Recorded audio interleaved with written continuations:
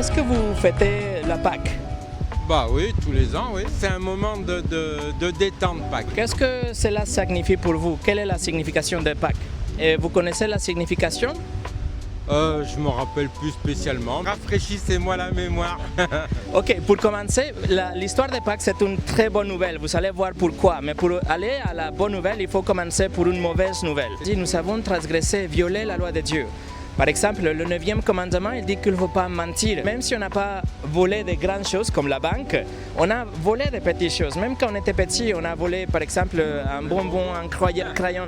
Le 7e dit qu'il ne faut pas commettre de l'adultère. Mais Jésus a dit que si on regarde une femme avec la convoitise, on a déjà commis de l'adultère dans notre cœur. Donc Oui, alors là, il n'y a pas de problème. Là, j'ai dû en commettre plein. Le 6e dit qu'il ne faut pas tuer. Mais la Bible dit que si on a eu la haine vers quelqu'un, c'est comme si on a déjà tué quelqu'un dans notre cœur. Donc, si vous n'avez jamais détesté une personne, c'est comme si vous l'avez tué dans votre cœur par les standards de Dieu.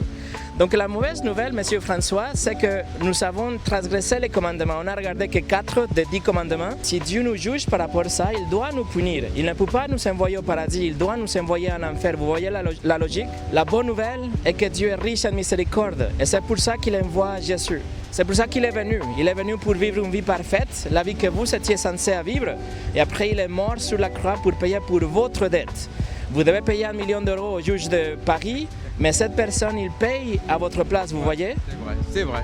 Ça, c'est l'histoire de Jésus. Après, il est mort.